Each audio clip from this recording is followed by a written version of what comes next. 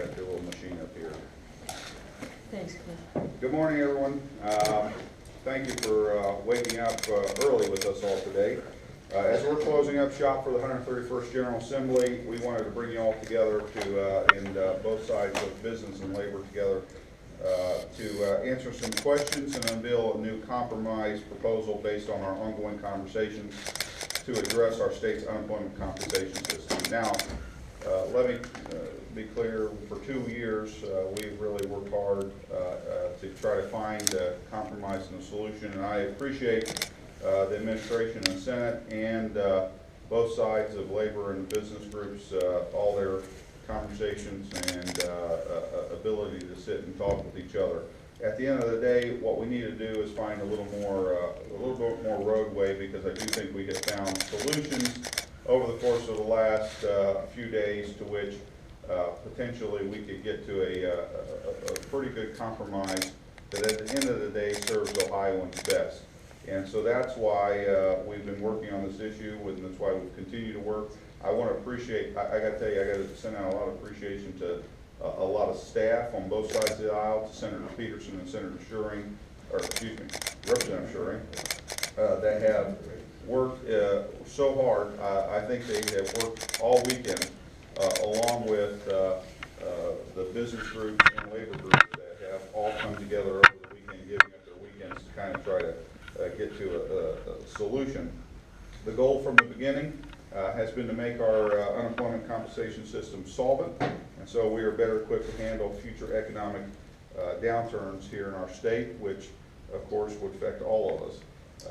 I really want to thank Representative Schuring again for his heavy lift on the legislation. Nothing on this issue would be possible without his tireless efforts and work, along with Senator Peterson, who also has done. I'd also be remiss if I didn't take a minute just to thank Representative Sears, who started out some of this process for us. I want to thank my colleagues on the House and Senate for the cooperation and communication throughout the process, and the administration. And finally, again, thanks to the business groups and labor groups that have been participating. We knew coming through this process it would be a heavy lift, and if not possible to even approach a topic, it would not be possible to approach a topic like this without all hands on deck approach, having every side of the issue willing to come forward and talk, and that's really what we have, and I'm very encouraged by it. So with that, I want to let Representative Schuring dive into the details of our current proposal, and then allow some of the business and labor groups to talk, and then we'll take your questions. Representative Schuring. Thank you, Speaker. Candidly, I was hoping I'd be here today to announce an agreement for a solvency plan, but I'm here now to tell you I think we got the next best thing. After long negotiations with labor and business leaders, we were able to reach a compromise, one that I think will ultimately lead us to solvency.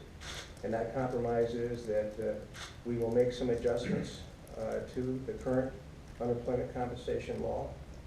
We are going to freeze benefits commencing in 2018 and carrying through 2019, 2 years. We're also going to raise the taxable wage base from $9,000 to $9,500, again for 2 years, starting in 18, concluding in 19. We are going to remove the 390 penalties that we put into law when we used 390 to borrow money from the unclaimed funds.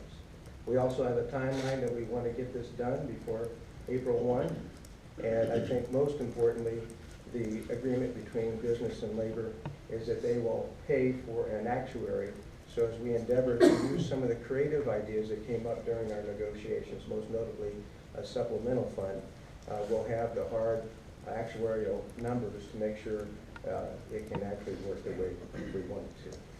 I think what's good about this is the fact that there's sacrifice on both parts. There's sacrifice on labor, in that we're freezing benefits for 2 years, sacrifice from the business community in that they're agreeing to an increase in their taxable wage base. Frankly, I don't think we've ever had that kind of situation in the past when we've sat down at the bargaining table.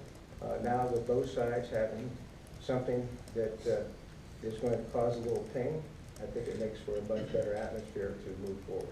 And I'm confident with the support you see here among business and labor that we will have a solvency plan in place before April 1 of next year.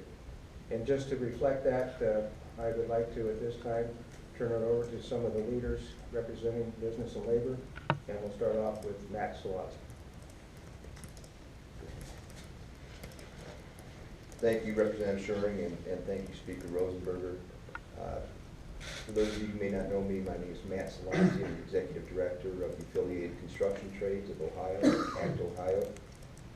I'm here in my capacity, and I work closely with Mark Totman, who is here as well, who is here representing the operating engineers for the state of Ohio. Together, our organizations represent more than 115,000 building and construction trades workers in our state. Here's what I know. Unemployment compensation is a complicated issue, not an easy one. Employers need to keep costs low, and Ohio's workers need the trust fund to help make ends meet when times get tough.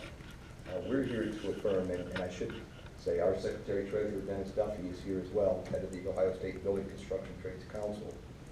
We're here to reaffirm our commitment to work closely with Speaker Rosenberger, the Senate, the Governor, and esteemed business leaders to craft a viable long-term solution, as Representative Schuring mentioned, that achieves solvency. I would also like to express our strong support for the compromise reached yesterday after many, many hours of meetings going back several days. An increase in the taxable wage base for employers and a benefit freeze for workers demonstrate sacrifice and a shared commitment to move towards a solution. And I would just like to be clear, this compromise is more than a start. It represents more progress than has been achieved in the legislature in 20 years on unemployment compensation. And for that, the Speaker is to be congratulated. Again, I would like to acknowledge the Speaker's leadership on this, Representative Schuring. I also would like to echo his comments on the hard work of Senate President Faber, Senate President-elect Larry Ophoff, and just on that note, Senator Bob Peterson, who worked with you so many hours on the task force, and others. I'm certain that in the meetings that I've had and the conversations I've had with both the House and the Senate, that the legislature is very committed to achieving a solvency plan that works in the best interest of all Ohioans, employers and workers. Thank you. Thank you, Matt. And at this time, I'd like to bring forward the Executive Director of the Ohio Manufacturers Association, Eric Berkman. Thank you, Representative Schuring, and thank you, Speaker. You know, this is a tough issue.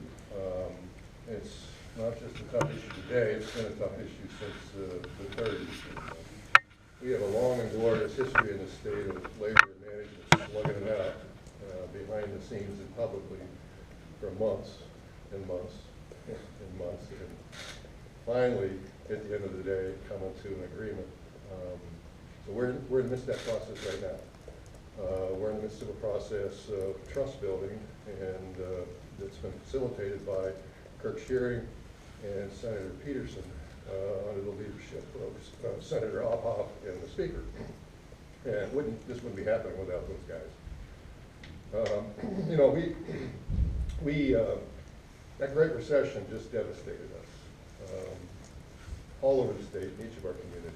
It was just brutal for manufacturing. We lost so many plants and so many companies, laid off so many people, and we haven't recovered fully from that. And this system, we rely on it. Businesses and our employees, we rely on this system to get through the tough times. We need it to be solvent. And you know, unfortunately, we're one of the worst systems in the country. Everybody recognizes it. We're one of the least insolvent, most insolvent funds in the country. And you know, we just can't accept that.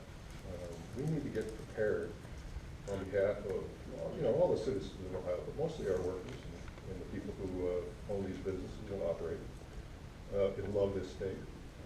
So what we've got today is a movement in the right direction. Labor moved a little bit, business moved a little bit, not much. But we've got a path forward that we are confident both sides are committed to resolving this issue. Now, here's the hard part, is to resolve the issue, we both gotta give up stuff. And not just a little. This system's so out of whack. We've really gotta commit to making some changes, and that's hard. It's hard for labor to go back to their members and say, we're gonna give something up. It's hard for us to say to our members, you know, we've gotta pay more for this, to prepare for the next downturn. So, that's gonna be difficult. We've got a couple months to do it. Labor came up with a great idea, and said, this was last night or yesterday, I don't remember what. They said, let's hire an actuary. Let's both kick in, business kick in, and labor kick in, hire a neutral third party to run numbers. So these guys have an idea, the actuary can run the numbers. If business has an idea, we can run the numbers. If the legislature has an idea, technical idea, we can run the numbers. And hopefully through that, we'll be dealing with reality, not rhetoric, and we'll be able to, you know, as Matt said, we haven't done anything in this system for 20 years. So now's the time.